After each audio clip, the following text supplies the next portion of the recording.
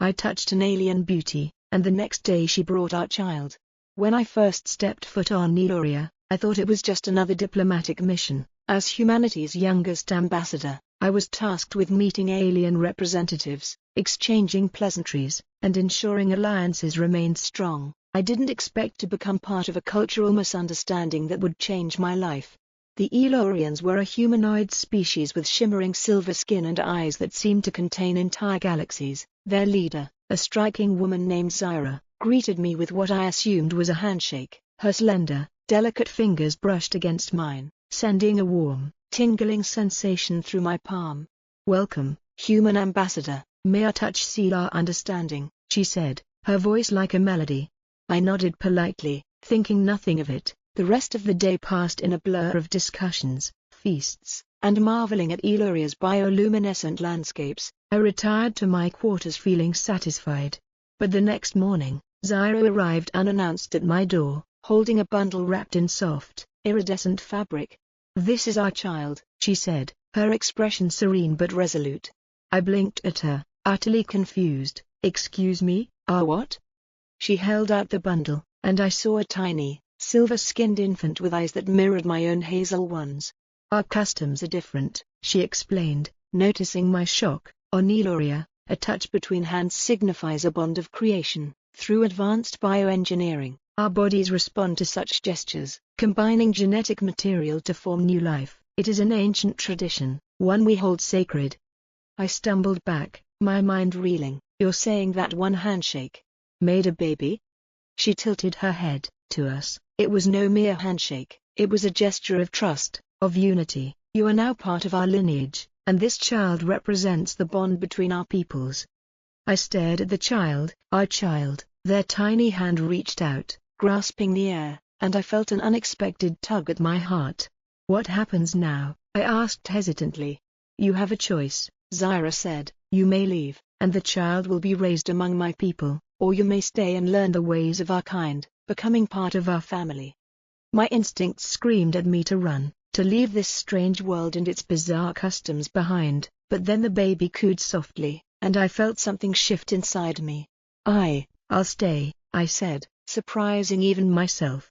Zyra smiled, her galaxy-filled eyes softening. "Then together, we will build a future that unites our worlds." And so, my life as an ambassador took on a whole new meaning. I wasn't just representing humanity anymore, I was a bridge between two species, raising a child who embodied the best of both.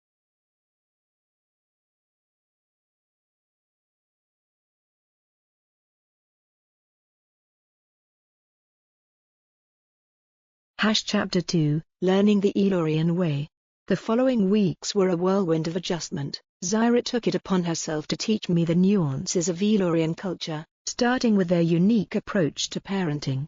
On Eloria, raising a child wasn't just the responsibility of two parents, it was a communal effort. Extended family, friends, and even neighbors played active roles in a child's upbringing. The concept felt foreign to me, but the warmth and cooperation of the community soon grew on me. The child, whom Zyra named Lysera, was extraordinary. She inherited the shimmering silver skin of her mother but carried hints of humanity, hazel eyes and a slight reddish tint to her cheeks. Even as a newborn, Lysera exhibited intelligence far beyond her age. Her first words came within days, and by the end of the first week, she was already crawling and observing her surroundings with uncanny curiosity. "How is she developing so fast?" I asked Zyra one evening, as we watched Lysera stack glowing stones into a perfect pyramid. "Elorian children grow rapidly in their first year," Zyra explained. "By the end of your Earth months, she will already have the understanding of a 10-year-old human. It is our way to prepare the next generation quickly, ensuring our survival." The thought of Lysera growing up so fast left me torn. On one hand, I was proud of her incredible progress. On the other, I worried I wouldn't have enough time to connect with her. But those concerns took a back seat when the Elorian Council summoned me to discuss the implications of the bond. Chapter 3, A Political Dilemma. The council chamber was a vast, dome-shaped room, its walls covered in living, glowing vines that pulsed in rhythm with the voices inside. The 12 councillors, each representing a different Elorian region, regarded me with a mix of curiosity and skepticism. "Ambassador Jackson," one of them began, their voice resonating in my mind rather than my ears. Your bond with Zyra and the creation of Lysera has sparked concern. Concern? I repeated, unsure where this was going. Your people may not understand or approve of this union, another counselor said. They might see it as a threat or an attempt to manipulate humanity. I frowned. That's ridiculous. Humanity is just starting to trust other species. Lysera is proof of what we can achieve together. Zyra, standing beside me, placed a hand on my shoulder. Jackson speaks the truth. This child is not a threat. She is a symbol of unity, but we must tread carefully. Fear often arises from what is not understood. The counselors exchanged glances before one of them spoke again. Then it is agreed, the child's existence will remain a secret for now, until both our peoples are ready to accept her. The weight of their decision settled on me. Keeping Lysera hidden felt wrong, but I understood their caution. Humanity's history was filled with fear-driven conflicts, and the Elurians weren't immune to those same instincts. After the meeting, Zyra and I walked in silence through the glowing streets of the capital. What if they're right? I asked quietly. What if humanity isn't ready for Lysera? Zyra stopped and turned to face me, her eyes holding that galaxy-like shimmer. Then we will prepare them, Jackson, one step at a time. Change is never easy, but it is always worth fighting for. Her words gave me hope. I didn't know what the future held, but I knew one thing for certain. I would do whatever it took to protect Lysera and the bond between our worlds.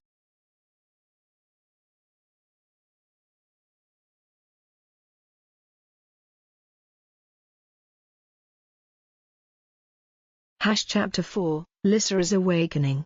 By the end of the first month, Lysera was no longer a toddler. She resembled a human child of about 8 years old. Her growth wasn't just physical, she absorbed knowledge like a sponge. Zyra and I took turns teaching her about our respective cultures.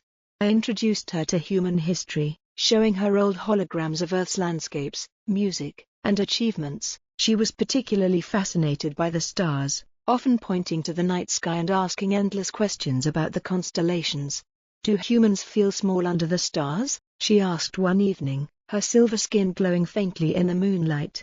Sometimes, I admitted, but they also make us dream bigger. The stars remind us how much there is to explore. She nodded thoughtfully. Elurians see the stars as our ancestors, watching over us. Maybe your people and mine aren't so different. Her words struck me. Lysera wasn't just a child, she was a bridge between two worlds, wise beyond her years. But her rapid development came with challenges. One day, as we walked through the crystalline gardens near the capital, Lysera froze, her eyes glazed over, and she clutched her head. What's wrong? I asked, panic rising. She's awakening, Zyra said calmly, though her expression betrayed a hint of concern. Awakening? What does that mean? Zyra knelt beside Lysera, her voice soft and steady. Elurian children undergo a process where their minds synchronize with the neural network of our planet. It's how we develop our connection to one another and to the world around us. I watched as Lysera's breathing steadied, and her gaze refocused. She looked up at me, her galaxy-like eyes now glowing faintly. I can feel them, she whispered, the voices of the planet. They're beautiful. Her words sent a chill down my spine. This was no ordinary child. Chapter 5, The Rift Unfolds. Lysera's awakening wasn't just a milestone, it was a signal. The Elurian neural network was an ancient and sacred force, and Lysera's connection to it sent ripples across the planet. Soon, whispers began to spread among the Elurian population. Some saw her as a miracle, proof of a new era of unity. Others viewed her as an abomination, a dangerous experiment that could disrupt their way of life. The tension boiled over when a group of Elurian separatists, opposed to human contact, attempted to abduct Lysera.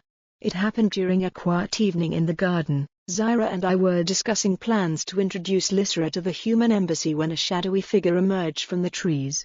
Step away from the child, the intruder hissed, their silver skin marked with dark tattoos that identified them as part of the separatist faction. Zyra moved to shield Lysera, her voice firm. This child is under my protection, leave now, or face the consequences. The intruder raised a glowing weapon, but before they could act, Lysera stepped forward. Stop, she said, her voice calm but filled with an authority that sent chills through the air. The intruder froze, their weapon trembling in their hand. Lysera's glowing eyes locked onto theirs, and a faint hum filled the space.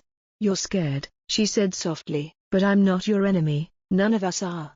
The hum grew louder, and I realized it wasn't just in my ears, it was in my mind. Lysera was tapping into the neural network, using it to communicate not just with the intruder but with everyone nearby. The intruder dropped their weapon and fled, their expression a mix of fear and awe. Zaira looked at me, her face pale. "Jackson. Her abilities are far beyond what I expected. She's not just connecting with Eloria, she's influencing it." Chapter 6, A New Path Forward. Word of Lysera's abilities spread quickly, forcing the council to reconsider their stance on keeping her existence a secret. Zaira and I argued that hiding her was no longer an option. "She represents the best of both our peoples," I said during a heated council session. "We can't let fear dictate our actions. Lysera is the future." The council deliberated for days before finally agreeing to reveal Lysera to both Elorians and humans. A grand gathering was planned, where she would speak to representatives from both species. As the day approached, Lysera confided in me, "What if they don't accept me?" I knelt beside her, placing a hand on her shoulder. "Then we'll show them why they should. You're stronger than you know, Lysera, and no matter what happens, you'll never be alone." When the day came, Lysera stood before the gathered crowds, her silver skin glowing under the twin suns. She spoke with a clarity and wisdom that silenced even the harshest skeptics. "I am proof that we are stronger together," she said, her voice carrying across the plaza. "Our differences are not weaknesses, they are our greatest strength. Let us build a future where no child, no species, ever feels alone." The applause that followed was deafening. In that moment, I knew the world had changed forever.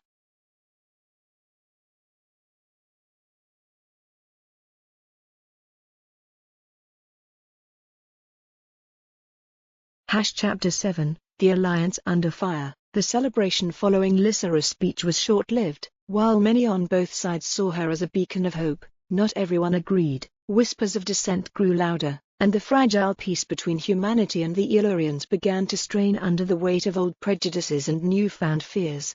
3 weeks after the historic gathering, an anonymous transmission reached the Elorian Council and Humanity's embassy. It was a warning. "Your experiment has gone too far. If you will not stop this unnatural union, we will."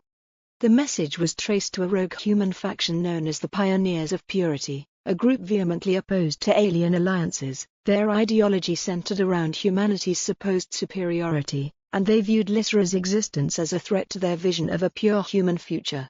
The tension escalated when a joint research facility on the Elorian border was attacked. The pioneers left behind a manifesto claiming responsibility. "This is just the beginning," the message read. "Humanity will not be corrupted by alien hands." The attack left the Elorian Council divided. Some argued that humanity could not be trusted, while others, led by Zaira, pushed for a show of solidarity. "We cannot let extremists dictate the course of our future," Zaira said during an emergency session. "Lysera is living proof of what we can achieve together. We must not let fear destroy what we've built." Chapter 8, Lysera's Decision. While the adults argued over politics, Lysera was struggling with her own identity. She had grown rapidly, now resembling a human teenager, and her powers were becoming harder to control. "I hear their fear," she told me one night, her voice trembling. "The humans, the Elorians, even the separatists, it's like their thoughts are screaming at me, and I can't make it stop." I knelt beside her, placing a reassuring hand on her shoulder. "You don't have to carry this burden alone, we'll figure this out together." But Lysera shook her head. "No, I need to do something. If I stay hidden, they'll keep fighting. I have to show them that I'm not a threat, that I want peace." Her determination reminded me of Zaira, and I felt a swell of pride mixed with fear. Lysera wasn't just my daughter, she was becoming a leader. The next day, she made her intentions clear. "I want to go to Earth," she announced during a meeting with the council. The room fell silent. "You're not ready," Zaira said, her voice tight with worry. "Earth is a dangerous place for someone like you." "Maybe," Lysera replied, meeting her mother's gaze, "but hiding won't change anything. If I can show them who I am, what I am, maybe they'll see that we don't have to fear each other."